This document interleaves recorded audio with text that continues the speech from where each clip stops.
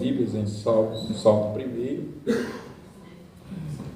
Nós vamos retomar aí, depois de 2 domingos, sem o estudo desse Salmo. Retomamos hoje.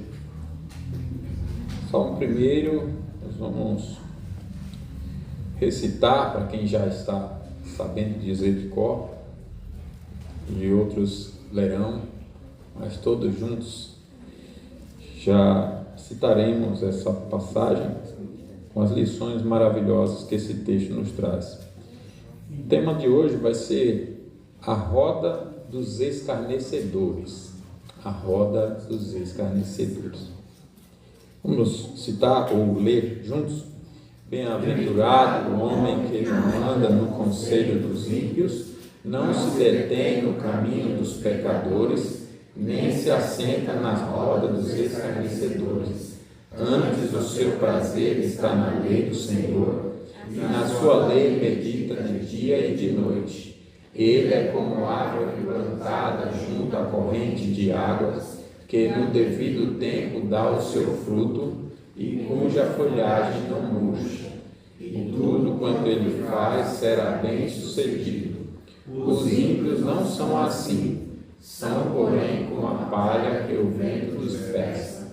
Por isso os perversos não prevalecerão no juízo, nem os pecadores na congregação dos justos.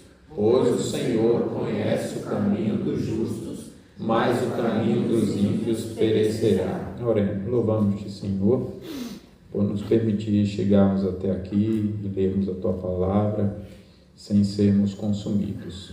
E mais que isso pedimos, ó Pai, que tenhamos a Tua graça sobre nós, como acabamos de cantar no Salmo 90, que haja da nossa parte disposição, alegria no Senhor, que não escolhamos o pecado como padrão de vida, mas vivemos para Ti, segundo a Tua palavra, em nome de Jesus. Amém. Nós temos aprendido que o Salmo 1 é uma introdução a todo o livro do Salmo, e que o Salmo 1 faz uma clara distinção entre o justo e o perverso segundo Deus, significando, portanto, que todos os salmos se referem à diferença entre quem vive para Deus e quem é seu inimigo. Então aqui é uma dica muito boa. Qualquer salmo, por exemplo, quando você pegar ali o Salmo 23, ele é um salmo que está falando da oração de todo mundo? Não. Ele é um salmo que está falando quem é o verdadeiro crente. O verdadeiro crente, como é que ele ora? Como se relaciona com o seu Deus como seu pastor. O Senhor é meu pastor e nada me faltará. Eu tenho uma satisfação exclusiva no Senhor, de maneira que pode faltar tudo. Não faltando o Senhor, para mim não falta nada, e eu posso até passar pela morte, pelo vale da sombra da morte, eu não tenho mal nenhum. Então, esse é o crente.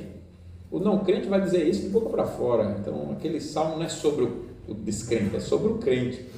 E qualquer salmo vai ser sempre assim, vai mostrar essa diferença. Aí no primeiro sermão nós falamos sobre o tema o justo e o ímpio, e foi uma visão geral dessas diferenças, das diferenças entre o justo e o ímpio. E no segundo sermão falamos sobre o tema a verdadeira felicidade, porque o salmo começa bem-aventurado, que é o verdadeiramente feliz, aquele que tem a vida boa, né? E foi uma visão sobre o conceito bíblico de felicidade eterna.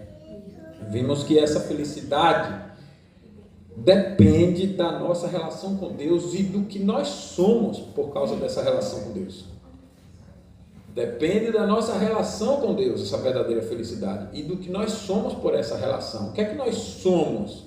Se a minha relação com Deus é uma relação de reconciliado, eu sou filho, porque eu sou como seu filho, passei a amar as coisas que o filho ama e a odiar as coisas que o filho odeia. Eu sou justo. Eu vivo de acordo com essa justiça, com a lei de Deus.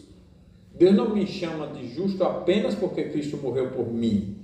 Ele me chama de justo também porque Cristo me transformou, me transforma. E é uma obra que está em processo. Paulo disse, aquele que começou a boa obra, há de completá-la. É uma obra que está em processo.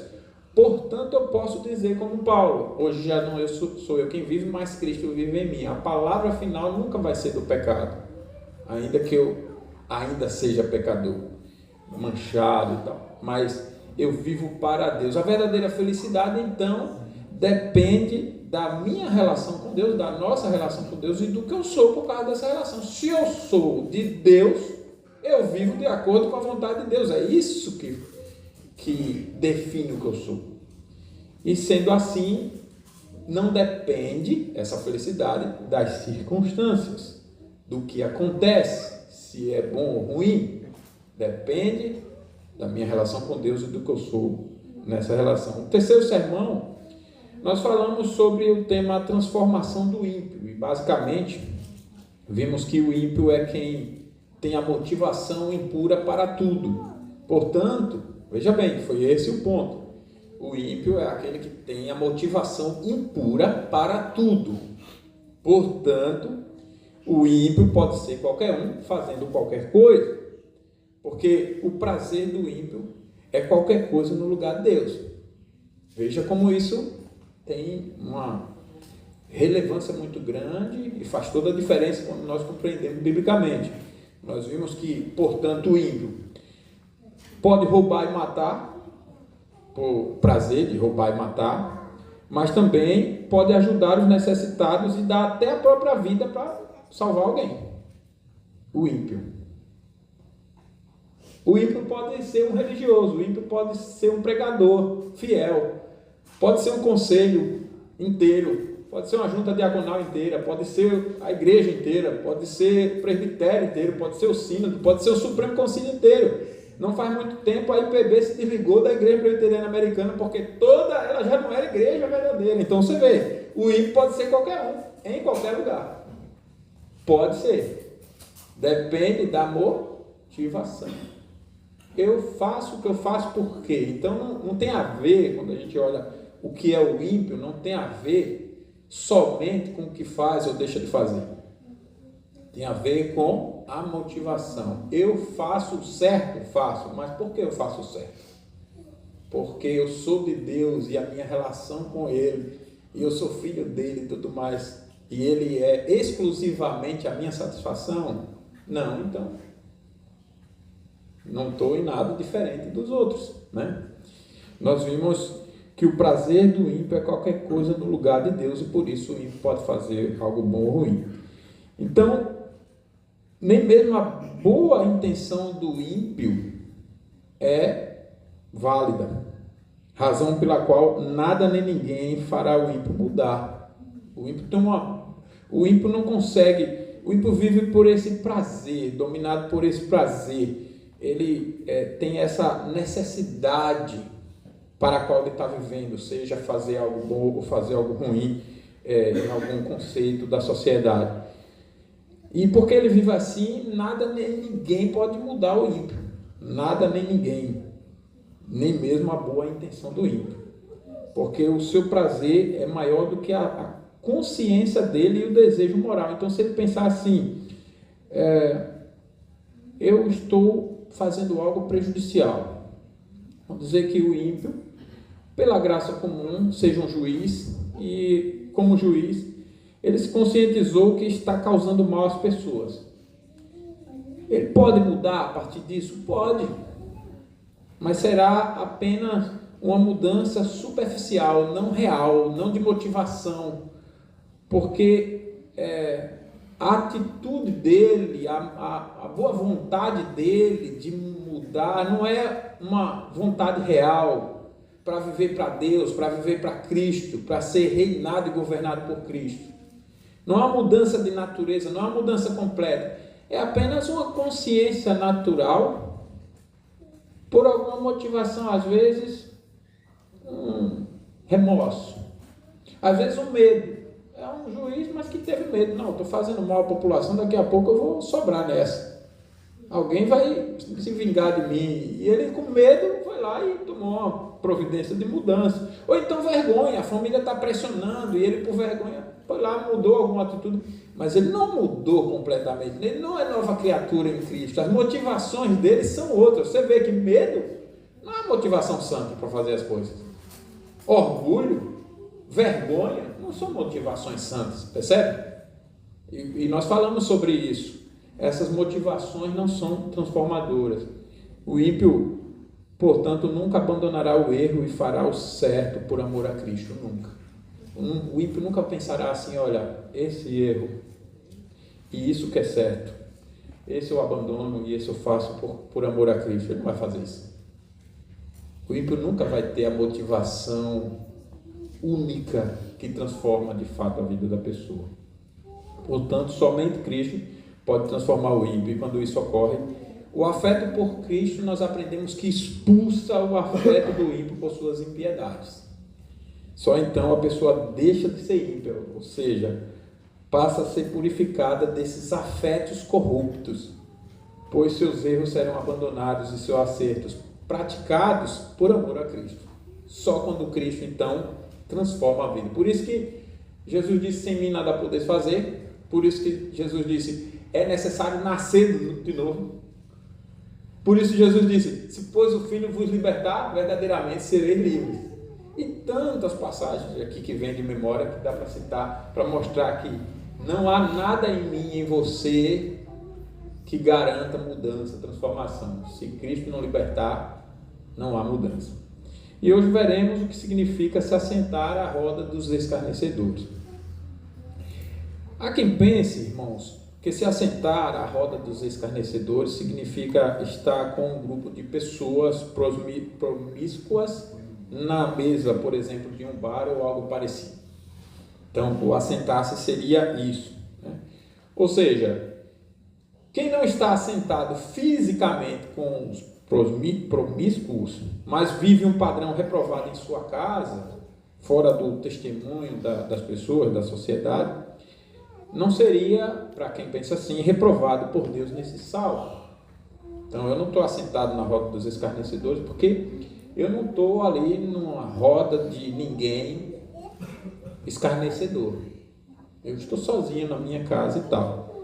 Mas mesmo tendo a vida reprovada, vivendo aquele padrão, sozinho em casa, esses que interpretam o salmo assim, acham que mesmo assim a pessoa não está sentada à roda dos escarnecedores, porque ela precisava estar lá, e o salmo está falando disso, né? Mas é isso que Deus ensina aqui no Salmo 1, em harmonia com toda a Escritura. Ou seja, se alguém faz parte de uma roda de amigos que estão contando piadas imorais, essa pessoa é imoral. Mas se alguém sozinho assiste a um vídeo de pessoas contando piadas imorais, não está sendo imoral? É isso que a Bíblia está ensinando? Veja bem, se alguém está sentado à roda de pessoas que está contando piadas imorais, ele está sendo imoral. Mas se ele está assistindo o vídeo daquelas mesmas pessoas, por exemplo, ele está sozinho, está em casa, assistindo o vídeo, ele está sendo imoral. Assistindo o vídeo, rindo daquilo, ele não está sendo imoral. E sendo direto, a resposta é que, segundo toda a palavra de Deus, o assentar-se à roda dos escarnecedores é adotar o seu padrão de vida, seja sozinho ou acompanhado. Então, nós já vamos deixar claro o que significa aqui o texto. O que significa assentar-se à roda dos escarnecedores? Significa você adotar o padrão de vida deles, seja sozinho, seja acompanhado. Não importa onde você está, não importa com quem. Se você vive o padrão de vida dos ímpios, você está assentado à roda dos escarnecedores. O rei Davi agiu como vive o escarnecedor ao adulterar com Batseba, e Deus o reprovou. Deus não aprovou aquele comportamento. Davi foi, por Deus, por isso, rigorosamente corrigido, disciplinado. O filho que nasceu, por exemplo, ele chorou, ele jejuou pelo filho, para que Deus não tirasse a vida do filho daquele adultério e tal. E Deus não atendeu a oração. E foi graça de Deus disciplinar, como a gente tem aprendido aqui, né? Deus é bondoso quando Ele disciplina. O problema é quando Ele despreza, como nós cantamos no Salmo 90, né? Deixou o povo viver o seu curso, aí é o problema. Mas quando ele corrige, é sinal de amor. E a diferença de Davi e dos escarnecedores é que Davi, então, foi procurado por Deus por meio de Natã, repreendido sobre o seu pecado. Ao ser repreendido, Davi não se rebela, mas não como mérito dele, até porque Davi não entendia muito bem tudo aquilo. Ele vai, quando Natã vai perguntar para ele, o que merece quem fez isso? Davi responde, morrer. Merece morrer. Tá certo? Em parte. O que essa resposta mostra? Que o ser humano pensa sobre si a morte. Mas qual foi a resposta de Deus? Natã disse, pois Deus mandou dizer que o seu pecado foi perdoado. Foi você, Davi. Foi o Senhor quem fez isso. E o seu pecado foi perdoado. Deus está mostrando que o que Deus pensa para o ser humano é vida, enquanto o ser humano pensa a morte. Percebe a diferença, Davi? Então, a diferença é a graça de Deus na vida de Davi. Deus insiste com Davi, conscientiza Davi, revela o seu perdão para Davi, de maneira que Davi, que pensava a morte para si mesmo, agora é renovado por essa mensagem. Olha, Deus está me perdoando. De um pecado tão terrível, Deus está me perdoando. Aliás, de um pecado, de vários pecados, porque ele também tirou a vida de Urias, né? Vários pecados. E Davi, então, se submete por isso a toda a correção de Deus. E o Davi disciplinado teve outro estilo de vida, radicalmente diferente. E é uma das vidas, irmãos, mais raras em toda a história da humanidade. Como homem, marido, pai, líder, político, empresário, guerreiro, escritor, poeta, músico, religioso, missionário. Davi é um homem completo. Amou a Cristo de tal forma que nada nem ninguém o intimidou a viver e a ensinar a viver para Cristo. Nada nem ninguém o intimidou. Em todas as áreas da vida. Por isso que eu chamo Davi de um missionário completo. Porque tem muitos missionários que só dizem assim, olha, Jesus é o Salvador, se converta a Jesus. E parece que isso já foi suficiente. Davi não entendia assim. Davi, quando falava de Jesus, seu Salvador, ele dizia, Jesus é o Salvador de todas as áreas da vida. De maneira que não deve existir um povo, uma liderança política, militar, econômica, nada que não esteja debaixo de Cristo. E se tiver, vou lá e arrebento com todo mundo. Mas vai ter que seguir a Cristo. Ele tinha um negócio assim, você percebe? E ele era usado por Deus para subjugar outras nações. Quantas guerras Davi enfrentou? Não estou dizendo que a gente vai fazer as coisas por guerra, por força, nem por violência. Mas mostrar o seguinte, que Davi era destemido para viver e enfrentar sistemas os mais inimigos que fossem, mais poderosos que fossem. Davi era um homem completo, era um crente completo, era um missionário completo. Em todas as áreas ele enfrentava a hostilidade com sabedoria, com mansidão, mas com resistência mesmo. Quando era para subjugar níveis, picos de iniquidade, níveis de rebeliões altíssimos, ele ia lá, pegava os irrecuperáveis, debaixo sempre da ordem de Deus, aplicando corretamente a palavra de Deus, mas ele não temia. Vocês percebem isso na história de Davi? E era tudo por causa de quê? Por causa do seu amor por Cristo. É Cristo quem reina, é Cristo quem governa. É a palavra dele que deve ser vivida, amada, é ele que deve ser crido, obedecido. É o padrão de vida dele para todas as sociedades. Quem não quer, tem que ser eliminado, porque tem que viver assim. Então, quando os picos chegavam a níveis altíssimos, ele ia lá, usado por Deus, sob a ordem de Deus, orava a Deus, eu vou lá, é para eu derrotar, é para eu subjugar, O senhor vai me ajudar, eu terei a vitória, terá, pode ir. Ele iria lá e fazia. Você percebe a sede desse homem? Então Davi, depois disciplinado, você vê que é um outro homem. Ele foi de tal forma, irmãos, que o seu filho Salomão, que o substitui e é considerado o rei mais sábio que já existiu, viveu numa glória única que nenhum rei jamais viveu, aquele nível de glória de Salomão. Salomão escreve Provérbios, que é um livro de sabedoria divina, e ele escreve dizendo que tudo que ele aprendeu com seu pai, que seu pai o ensinava ininterruptamente, constantemente, sobre tudo. Quando eu era menino, com meu pai, ele me ensinava, ele me dizia assim a palavra de Deus. Então ouçam, filho, o que eu vou dizer para vocês é palavra de Deus, porque eu aprendi com meu pai. Você vê que Davi, até como pai, passou a ser um pai muito melhor do que ele tinha sido. E foi perseguido por tudo isso, pela sua fé. Davi foi tão cristão que até os autores do Novo Testamento usaram o seu escrito, e foram os escritos de Davi, os escritos mais usados pelo Novo Testamento, para explicar a Cristo, para apresentar Cristo, para falar sobre Cristo. Veja que coisa maravilhosa. Eu não entendo comentaristas e autores e teólogos, pregadores que dizem que os salmos são incompletos ou insuficientes para falar de Jesus, se o Novo Testamento, o que ele mais usa para falar de Jesus é os salmos. Cita os salmos. E um dos autores mais pesquisados, mais citado é Davi.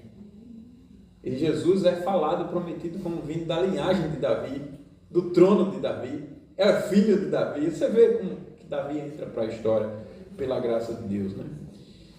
Da mesma forma, em relação a viver, se assentar à roda dos escarnecedores, ou seja, praticar, você vê Pedro e os demais discípulos, quando agiram como escarnecedores. Pedro negando, ele disse que não conhecia Cristo, diz isso 3 vezes, na última ele pragueja. Isso não é uma prática de crente, concorda comigo? Mas Pedro era crente, eu concordo com você. É o que a palavra de Deus diz, mas a prática dele foi uma prática de um escarnecedor, de um ímpio, de alguém que não tem o temor do Senhor. A prática, todo pecado é uma prática de que não é de Deus. Todo pecado. Pedro e os seus discípulos fizeram isso. Seus discípulos se acovardaram, abandonaram o mestre. Que amigo abandona o outro amigo? Eles fizeram isso. E eles mantiveram incrédulos, porque Jesus morre, Jesus ressuscita, e eles se esqueceram do que Jesus tinha falado. Não aguardaram a ressurreição de Cristo. As mulheres que foram lá ver o túmulo no domingo pela manhã, não foram por essa consciência, essa certeza, esse anseio de que, olha, eu vou ver Jesus ressuscitado, ele disse que é. Não foi assim. Eles foram lá para embalsamá-lo. E ao ponto de Jesus se revelar para elas glorificado, dizer para elas que era para avisar aos seus discípulos, e seus discípulos se mantiveram incrédulos, insensíveis, e Jesus apareceu para repreender essa incredulidade. Você percebe? E mesmo assim, repreendidos por Cristo, eles se envergonham de terem tido aquelas práticas. Eles abandonam verdadeiramente e para sempre, por amor a Cristo, ao ponto de o próprio Pedro ser preso por esse amor. E segundo a história, ele morre por esse amor. Porque o assentar-se à roda dos escarnecedores é adotar aquele padrão de vida. E como até o arrependimento dos escarnecedores é falso, a gente pode usar, Deus registra esses comportamentos para mostrar que, ainda que como atitude eles tivessem imitado os ímpios, quando repreendidos, eles não continuam no padrão dos ímpios. Eles se arrependem verdadeiramente. Já o ímpio não se arrepende verdadeiramente, percebe? O ímpio continua, o prazer dele é o pecado, mas não foi o mesmo com Davi. Eu já coloco isso aqui porque muitas vezes a gente quer usar o padrão, ou melhor, a queda pontual, rapidamente abandonada de um fiel servo para ficar no pecado, se justificar no pecado. Eu sou pecador, Davi também caiu, Pedro negou. Mas não foi o que ele sempre fez.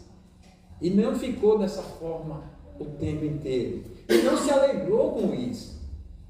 Ele abandonou. Eles abandonaram os seus pecados. Viveram uma vida radicalmente diferente. E até para se arrepender não foi um arrependimento falso. Olhando no arrependimento algum mérito. Não. Foi um arrependimento verdadeiro, de quem olha para a graça e diz assim, como nós faremos participando da ceia: olha, eu não tenho nada. O que é a ceia? É o reconhecimento de que eu não tenho nada de bom, nada para oferecer. Eu não mereço nada de bom. A ceia é reconhecer que Cristo é o meu Salvador por minha desesperada necessidade. Eu não tenho mérito algum, eu não tenho condição alguma, poder nenhum, capacidade nenhuma para merecer Deus, ser aceito por Deus, viver para Deus, desejar Deus. Nada. É simplesmente Cristo quem faz isso em mim. É por Ele que eu sou aceito, que eu sou transformado, que eu vivo em nova vida. É isso que o texto aqui nos revela, e Deus registrou tudo isso, o arrependimento dos seus servos, para nos ensinar que a vida do justo é de acordo com a lei de Deus em tudo. Por que Davi se arrependeu? Por causa da lei de Deus. Ele amava a lei de Deus, e quando o profeta o conscientiza, o relembra de que ele tinha quebrado aquele mandamento ou aqueles mandamentos, ele olha para isso com tristeza real. Meu Senhor foi agredido, foi ofendido. A honra do meu Salvador foi manchada, foi desrespeitada por minha causa. E ele não traz esse pensamento de forma negligente, irresponsável, diminuída da sua gravidade e valor. Não. Ele traz esse pensamento com pesar santo, ao ponto de sentir culpa, de sentir que ele realmente tinha ofendido a santidade do seu Salvador, do seu Senhor.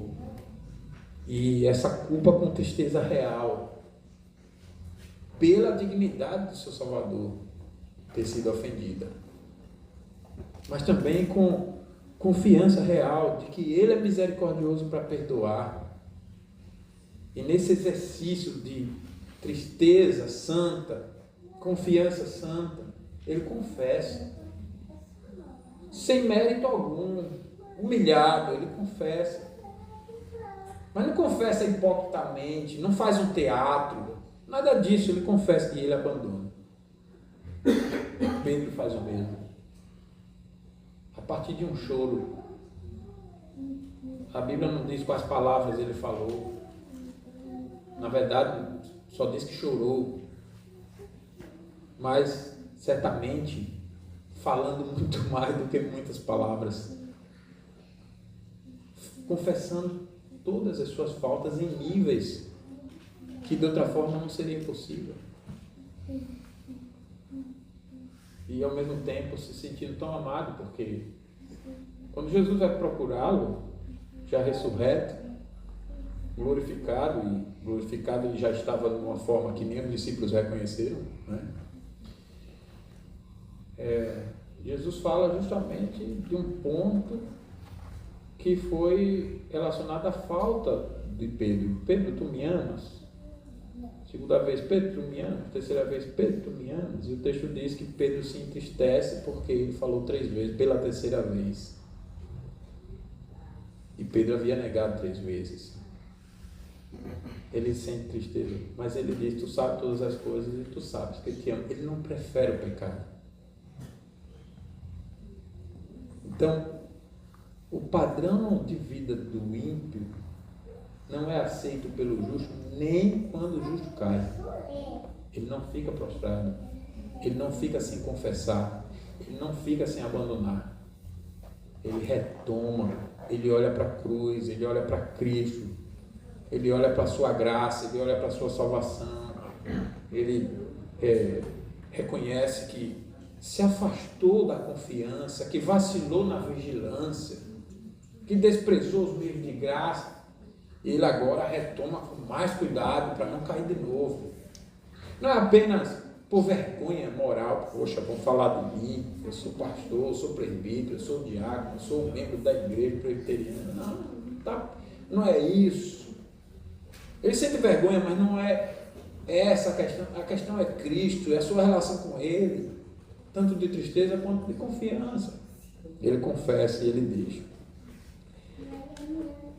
E isso é importante a gente pensar, porque o padrão de vida, quando a gente observa a nossa sociedade, o padrão de vida está cada vez mais pior. Como sociedade, estamos adotando o padrão de vida imoral na família, na religião, no trabalho, na política, cultura, na educação, em tudo, em todas as áreas. O certo hoje é considerado errado e o errado é certo. Se prepararam na corrupção dos sistemas, dos poderes, de tal forma que estão fazendo parecer errado, vergonhoso você fazer o certo. Você defender já o certo e reprovar o errado, já arranjam logo palavrinhas: você é negacionista, você é não sei o que, e já arranjam uma palavra para te adequar, e no sentido sempre ruim, para poder você sentir vergonha de ser certo, de ser justo. É algo terrível como a sociedade está vivendo nessa decadência moral. Os valores estão invertidos e dificilmente alguém se mantém puro, e a maioria não se importa. Quem de nós, irmãos, está vivendo o padrão de Deus? Quem está vivendo para agradar a Deus? Quem está tendo essa motivação para agradar a Deus? Quem tem agradado o coração de Deus em tudo, como Davi? Davi agradou o coração de Deus ao ponto de ser chamado de homem segundo o coração de Deus. E alguém já fez a pergunta: mas como? Se ele tirou a vida de Urias e possuiu Batseba. Mas até para se arrepender, Davi não foi resistente à voz de Deus, à repreensão de Deus. Ele não foi orgulhoso. Ele não tentou mudar a vida dele por ele mesmo. Percebe? Ele olhou para a graça de Deus quando Deus disse assim: olha, não vai morrer e eu estou perdoando o seu pecado. É isso mesmo. Chora, tanto a tristeza de ter pecado, mas também confia, se alegra, se renova no Senhor pelo seu perdão. Vocês lembram disso? Eu vou lembrar pelo menos um episódio. Davi vai jejuar, e nós já aprendemos aqui que o jejum é sinal de profunda tristeza pelo pecado. Na Bíblia, jejum é isso. É semelhante ao pai que está almoçando e alguém traz a notícia de que o filho morreu atropelado ali na rua. E o pai para o almoço na hora, ele não tem mais prazer para comer, ele sai para resolver o problema, para o luto, para ver a situação que podia fazer, mas diante do luto só. O luto é isso. O jejum é como um luto, né? Ter pecado contra o Senhor. E Davi está ali jejuando para que seu filho não morra. E os seus servos estão preocupados, porque Davi está daquele jeito. Como que pode o rei sem comer vários dias? Até que alguém chega para falar com ele, fica com receio, porque os servos pensaram assim na hora que foram falar com ele sobre a morte do filho. O filho morreu. Pensaram assim: se ele já estava triste, o filho vivo agora que morreu vai piorar. Foi como eles pensaram. E Davi estava pensando assim: Deus é misericordioso, eu vou aqui me humilhar, porque eu sei que Ele é misericordioso, Ele pode, se Ele quiser, atender e não colocar isso, a minha culpa nessa situação e preservar a criança. Mas Deus quis dar a lição, não só para Davi, mas para todos nós, para Israel na época, para todos nós, de que o pecado é algo gravíssimo. E na igreja, o pecado se repete muitas vezes porque a forma de disciplina é muito suave. É tudo um passar a mão pela cabeça. É quase pedindo perdão ao culpado por fazer aquilo. Não é uma coisa bem rigorosa que a pessoa perceba assim: olha, rapaz, o negócio foi gravíssimo mesmo, nunca mais vou repetir. E Deus precisa fazer isso, como Ele fez em Israel várias vezes. Ele faz isso com Davi. Quando então os servos ficam lá, não dão nem a notícia. Davi olha para o rosto deles e já entende a mensagem, já sabe que o menino faleceu. Então Davi diz: pede, prepare o banquete, eu vou comer. O pessoal pergunta: mas Senhor, quando o menino estava vivo, você não queria comer, e agora o Senhor quer comer? E comer é um sinal de alguém que está bem, né? Quando eu estou bem, eu quero comer, né? Se tiver churrasco hoje, estou junto, não? Eu vi que fizeram ali semana passada, eu fiquei de lá: rapaz, eu já subi na serra. E Davi explica: não, eu estava sem comer porque eu estava, como Deus é misericordioso, eu me humilhei na presença dele para que ele agisse com misericórdia. Mas ele levou a criança e eu continuar assim não vai ressuscitá-lo. Então eu vou comer. Davi está mostrando consciência de perdão. Eu estou alegre no perdão de Deus. Percebe? Tristeza e ao mesmo tempo confiança. Deus me perdoou. E bendito seja o nome do Senhor, trazendo a oração de Jó. Eu vou me alimentar. Nós vamos fazer esse exercício no banquete da Santa Ceia.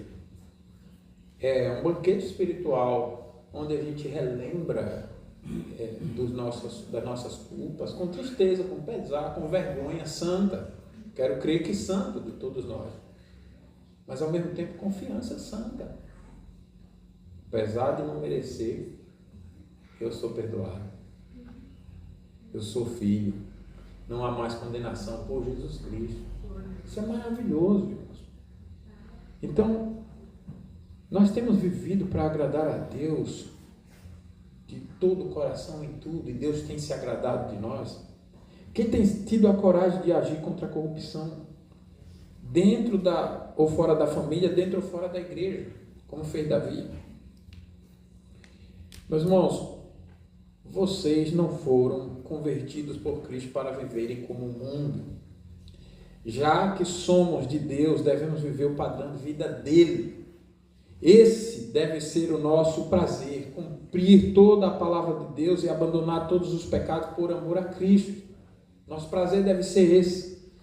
Se falta esse amor, então abandone o que te fez cair. É Cristo quem te chama, não sou eu, é Cristo quem nos chama. Abandone o que te fez cair. Não dedique tuas motivações como o mundo dedica as dele. Você não é mais escravo das antigas paixões. Vocês morreram para aquela vida antiga. Não volte a viver aquele padrão, portanto. Outro dia eu ouvi uma leitura de um texto com o título Uma Sociedade em Colapso. Eu vou ler para vocês. Prestem bem atenção. Somos uma geração que se orgulha do que antes causava vergonha. Quando confunde liberdade com vulgaridade, que chama podridão de expressão. Estamos vivendo em uma era onde o ridículo virou arte, onde a exposição virou status, onde a vergonha virou virtude. Enquanto muitos riem e se distraem, a sociedade afunda e quase ninguém se importa. Somos uma geração que se esqueceu do que é dignidade para normalizar o absurdo. Já percebeu como tudo que antes causava constrangimento hoje é motivo de aplauso? O que antes envergonhava, hoje viraliza. O que antes era exagero, vulgaridade, imoralidade, hoje chamam de expressão. Uma palavra bonita, moderna que serve como escudo para qualquer tipo de decadência. Quer se mostrar de forma vazia? É expressão. Quer postar uma loucura qualquer? É autenticidade. Quer viver na promiscuidade emocional e física? É liberdade. Tudo é permitido. Nada é questionado. Vivemos uma era onde não existe mais limites, porque qualquer limite é visto como opressão. As pessoas não pensam, só repetem. Não sentem, só imitam. É uma geração que vive no automático, copiam falas, copiam poses, copiam indignações prontas. Só que por trás da estética há um vazio. Por trás dos discursos há ego e carência. As redes sociais viraram palcos de autopromoção emocional. E quanto mais grotesco for o conteúdo, mais viral ele se torna. A regra parece ser clara: quanto mais absurdo, mais aplauso.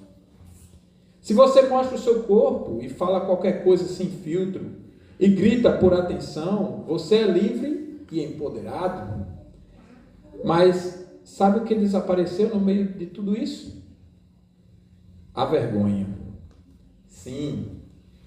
Aquela sensação incômoda que nos lembra que passamos dos limites, que existe algo errado no que estamos fazendo hoje.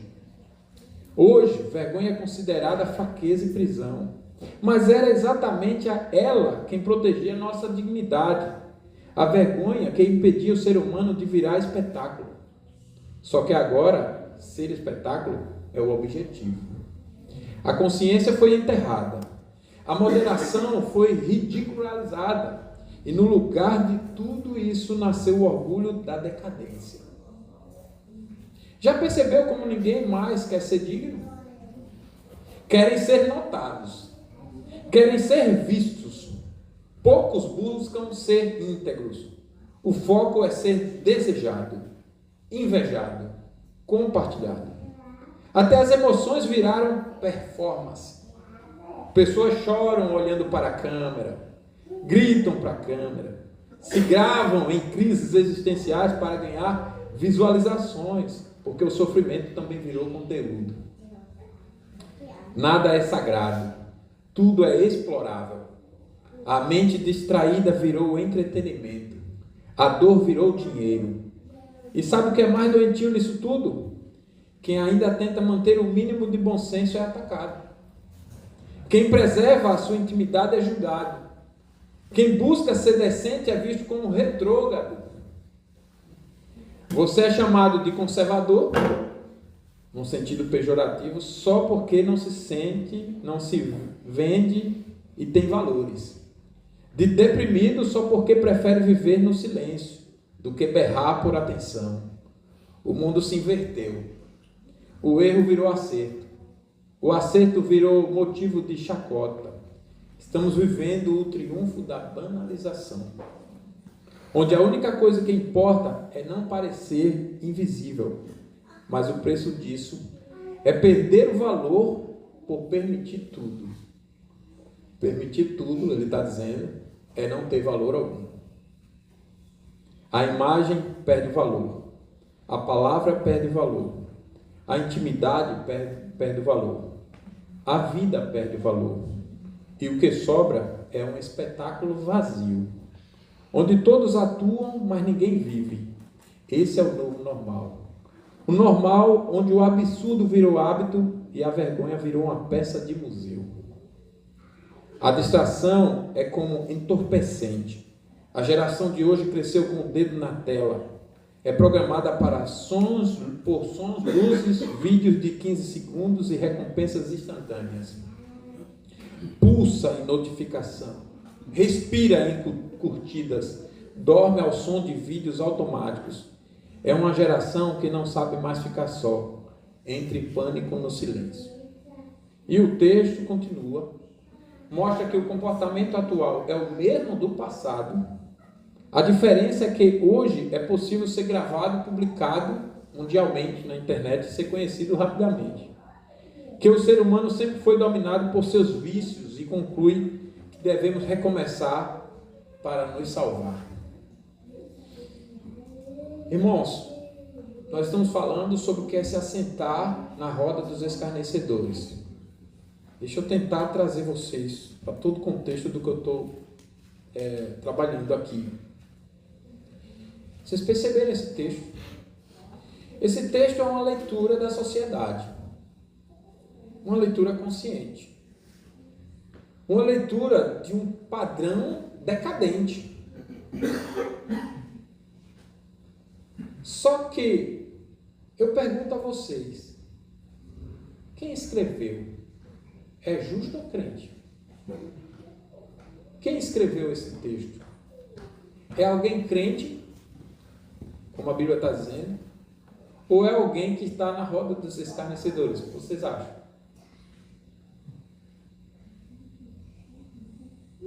Vou te dar a dica. Ele conclui, eu já disse, mas vou dizer de novo.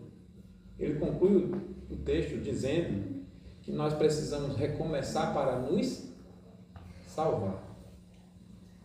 Aí eu pergunto, ele é um justo ou um escarnecedor?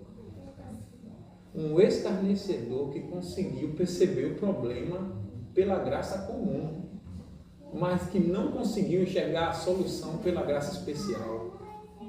Se ele chegasse a essa conclusão,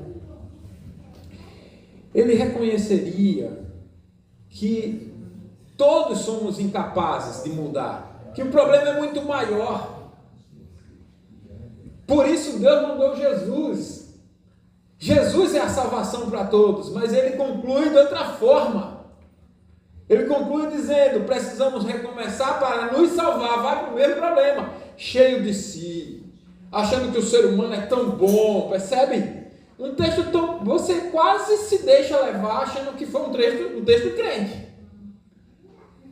Que eu considero como o clamor das pedras. Se os crentes não pregarem, as próprias pedras clamarão. Mas não foi o crente quem escreveu, foi um descrente. Não sei quem é o autor, mas foi um incrédulo. Um crente diria, nós não temos como nos salvar. Nós estamos perdidos, porque estamos vivendo sem Deus, sem sua palavra, sem Cristo. Mas se o Filho libertar, verdadeiramente seremos livres. Seria essa a conclusão, certo? Isso para dizer o mínimo aqui, já sendo bem objetivo. Só que sabe qual é o problema? É que nós hoje somos crentes insensíveis até para perceber essa decadência que esse descrente percebeu. O cristianismo de hoje está insensível, mais do que muitos que não estão crentes, mas que estão percebendo. A sociedade está em decadência, está em destruição. Então, podemos estar na roda dos escarnecedores, irmãos, em casa, sozinho, sem a companhia de ninguém. Basta vivermos como os ímpios, até insensíveis, ou até sensível ao problema da decadência moral, da decadência ética, sensível. Como pensou esse ímpio, mas a gente não olha para a solução em Jesus. Eu gosto de me envolver com política, ensino a igreja sobre política, oriento sobre política, mas um dos pecados que me preocupa muito é a gente ficar nessa de direita, esquerda ou centro. A solução para o Brasil não é direita, não é esquerda, nem é o centro. Fui dizer isso a alguém querido meu, a uma família querida, eu quase apanhei. Porque eu disse que a solução não era, não vou dizer o nome do candidato aqui, né? Não sei nem se vai ser candidato, mas quase apanhei. Você é da esquerda, você é isso. Você... Não tem nada de esquerda. Então dizer agora, o que a Bíblia diz é ser de algum lado. Eu não sou nem do um lado, nem do bem, nem do outro. É simples assim. Mas vai votar em quem? É o que importa. Posso votar, posso não votar, a questão toda é o que o Brasil precisa de Jesus. Isso precisa ser conhecido. Então não devemos nos envolver com política. Não devemos. Precisamos purificar a política toda, a cultura, tudo. Devemos nos envolver com tudo, mas com essa mensagem. É Jesus quem restaura a cultura, a política, a economia, as artes, a religião, a música, a academia, a educação, tudo, a família. É Jesus quem restaura qualquer área da sociedade. Se Ele não restaurar, estamos perdidos. Então veja, famílias queridas, crentes, pensando como o mundo. Está vivendo o estilo de vida do mundo, achando que, já que tem um lado que ela acha errado, seja direita ou esquerda, então a solução é o outro lado, seja direita ou esquerda. Não é, você já está pensando como o mundo. E se você estiver fazendo a leitura que essa pessoa que fez da decadência social tão bem feita como ele fez, e está tendo a mesma conclusão dele, você também está pensando como ele. Todos precisamos de Cristo. Se não tivermos a Cristo, estamos perdidos. O que você e eu estamos vendo na TV? O que vemos na internet? Do que rimos? O que postamos ou comentamos? O que cantamos? Por que gostamos das coisas que gostamos e não gostamos do que deveríamos gostar? Quem determina o nosso estilo de vida? Como tem sido o nosso dia a dia? Qual tem sido a nossa influência na sociedade? Quais áreas sociais nós influenciamos? São influências aprovadas por Deus? Poderíamos continuar as perguntas aqui de Altesano, né? Irmãos, o Salmo 1 não fala apenas do comportamento externo, mas de uma postura interior, de quem adota como padrão de vida aquilo que Deus reprova. Assentar-se à roda dos escarnecedores não é simplesmente estar em má companhia visível, mas viver segundo o padrão dos ímpios, ainda que sozinho, de forma virtual, cultural ou mental. A Escritura mostra que até os santos de Deus podem agir como escarnecedores. A diferença está em que os justos serão conduzidos por Deus pela graça ao verdadeiro arrependimento por amor a Cristo e mudam de vida, enquanto os ímpios persistem mesmo com aparência de bem. A roda dos escarnecedores é um estilo de vida contrário ao de Deus, como quem zomba de Deus, como quem zomba. Essa é a relação. É viver sem vergonha do pecado, exaltando o erro, zombando da santidade e promovendo a imoralidade como virtude. Cristo é o único capaz de libertar o ímpio, transformando seus afetos. Então guardemos algumas lições. Primeiro, examinemos o nosso padrão de vida. O que você faz quando ninguém vê? Revela se você está na roda dos escarnecedores. O que você faz quando ninguém vê? O justo não vive conforme o mundo, mas se delicia na lei do Senhor. Nós vamos falar disso. Vamos chegar no versículo. Segundo, disciplina e arrependimento são sinais de salvação. Você precisa então submeter à disciplina e ao arrependimento. Às vezes a disciplina está aqui no sermão, Deus conscientizando, Ele está falando com você, você já muda de vida. Às vezes a disciplina está no fato de você precisar de um conselho de alguém. Busca um conselheiro, sabe, um homem de Deus, né? Uma mulher de Deus. Às vezes a disciplina está em você precisar de tratamento com o conselho da igreja, também. Mas não seja alguém disciplinado. Nem endureça o coração para se arrepender.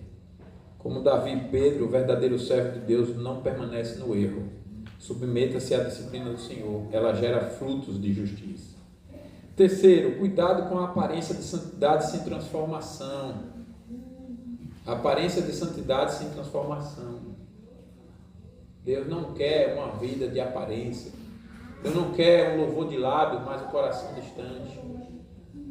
Deus não quer isso de nós. Deus não quer que vivamos aqui um fingimento em área nenhuma. Deus não quer isso. O ímpio pode fazer obras boas com motivações más. Só Cristo pode mudar o coração. Boas intenções não salvam. Então, não brinque com aparência. Se examine se você não está, de alguma forma, até se enganando. Nos examinemos. Sem crise, com transparência com Deus. Veja, Deus conhece. Não é Ele que precisa de mudança. Não é Ele que precisa de salvação, é você. Dá dele. E Ele está nos ensinando essas coisas para o nosso bem. Porque o pai corrige o filho que ama. Né? Quarto, viva como um influenciador de Deus em todas as áreas. Na família, no trabalho, nas redes sociais. Reflita o caráter de Cristo em tudo, completo. Pergunte-se, essa influência agrada a Deus? Essa influência é no padrão de Deus? Se não estiver sendo, abandone. Mude a maneira de viver. Quinto, rompa com os hábitos do mundo. O que você consome, o que você assiste, ouve, compartilha, molda seu coração. Abandone músicas, filmes, piadas, vídeos, sabe? Vídeos curtos, olha, imagens e conversas que zombam de Deus. Eu estou no compromisso de escrever para um diretor de um hospital que nos ajudou bastante, nos ajuda. E essa semana me ligou para saber como estava a situação e tudo. E aí, quando eu disse assim, olha, já estava escrevendo para você. Ele me disse, mas você sabe como é o cara lá de cima? Ele estava agitado, ia terminar, a gente não prolongou a conversa. Eu disse, vou conversar com ele sobre essa história de cara lá de cima. Mas vou mesmo. Vou conversar, não vai passar. Eu sou diretor da hospital, pode ser o Papa, eu vou conversar. Pode ser o Moraes. Eu oro, jejum, mas vou. Tremendo, seja o que for, vou. Eu ia contar uma história aqui, tem uma experiência que eu vivi assim, com medo só, quando criança, 4 anos. Eu disse, eu vou dizer a verdade, Jesus é meu Senhor. Tinha 4 anos. Eu disse, vou, não posso deixar de dizer. Eu estava certo que eu ia morrer naquele dia. Estava certíssimo. Mas Deus me deu uma graça. Disse sem titubear. Titubear. Não é isso? Titubear.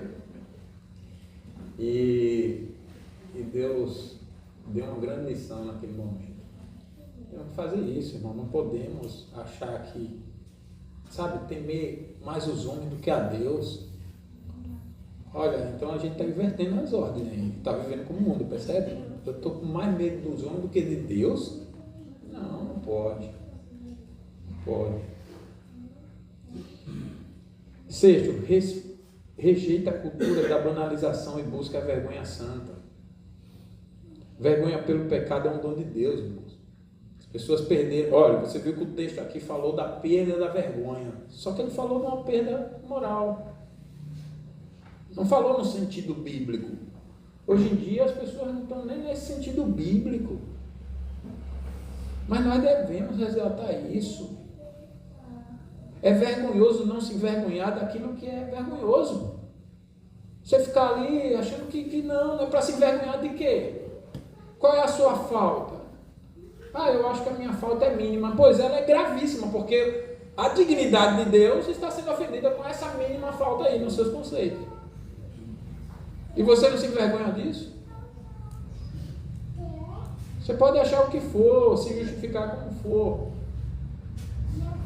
Às vezes tem na nossa agenda lá em casa um monte de coisa para fazer e eu olho assim e eu olho que eu não tenho condições físicas para fazer tudo aquilo.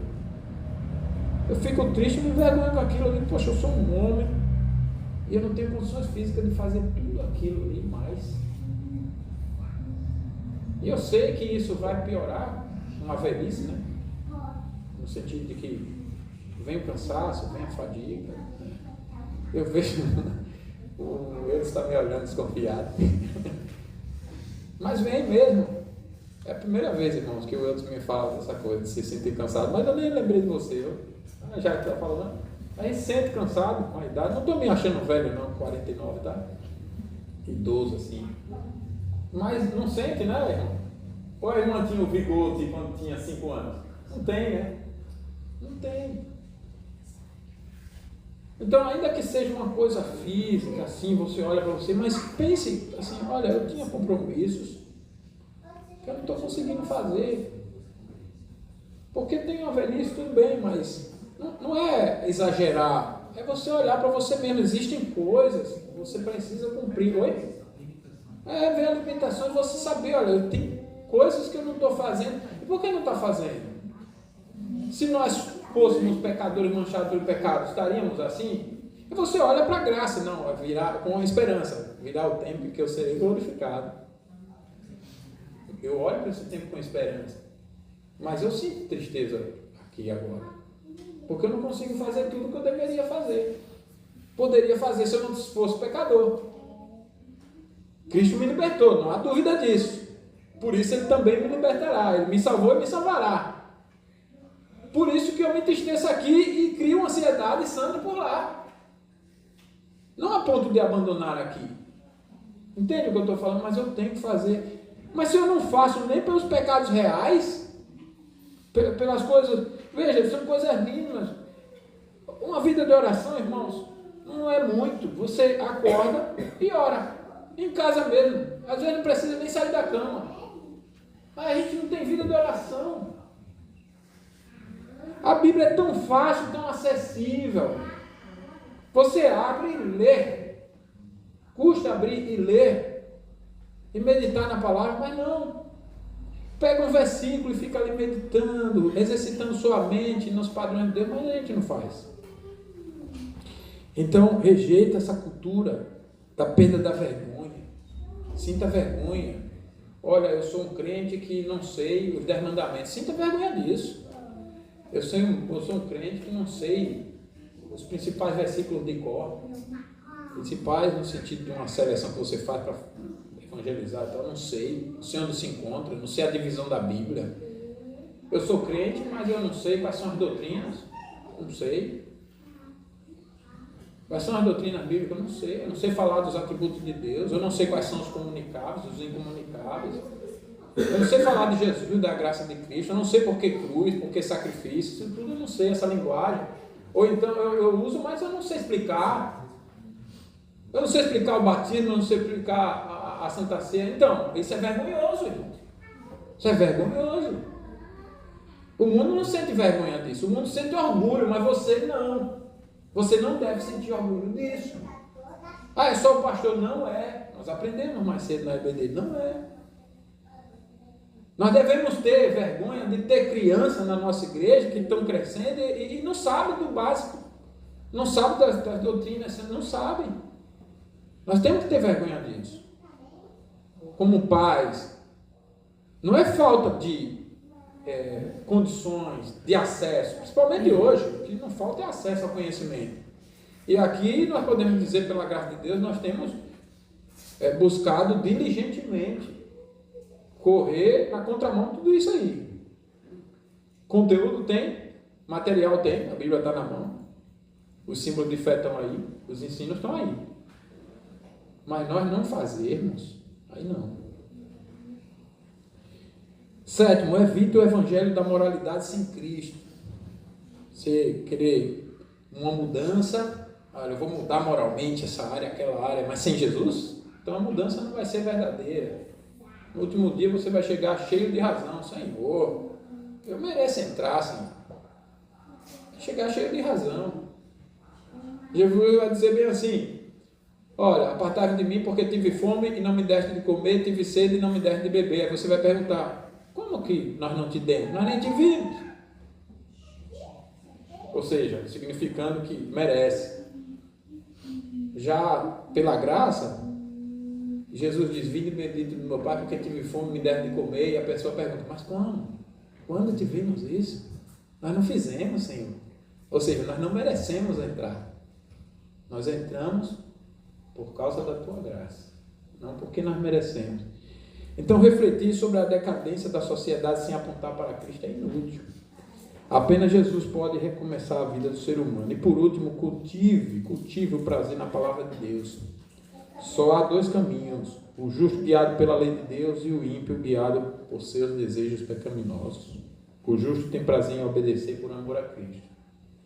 Então, se você estiver pensando assim, mas eu não tenho esse amor por Cristo todo, confesse isso para Ele. Senhor, tem alguma coisa errada que eu não estou olhando direito para o Senhor. Eu não estou tendo esse amor todo. Lembra da carta de Jesus para a igreja de Éfeso? Olha onde caiu. Por que abandonou o teu primeiro amor? Faça isso, arrepende-se e volte. Faça isso, arrependa-se. É Ele quem manda, quem nos manda. Ele tem prazer em nos perdoar e nos restaurar. Ele fez isso com Pedro, que negou. Ele fez isso com Davi, que adulterou, que matou. Ele fez isso com Manassés, que sacrificou os filhos. Você sabe o que é isso? Você fez isso? Você não fez nenhum desses pecados, tenho certeza. Ainda que eu não conheça detalhes da sua vida, você não fez. Duvido e eu dó. Então, você pecou menos em comparação a eles. Jesus não tem poder para te perdoar. Irmãos, com graça no coração eu digo, arrependa-se na certeza de que Jesus te restaura. Ele vai te restaurar. Reconheça o seu perdão, mas não se assente na roda dos escarnecedores. Não rejeite a Cristo. Que Deus nos abençoe. Vamos. Nós iremos cantar, mas em função da Santa Ceia, vamos orar e passar para a ceia.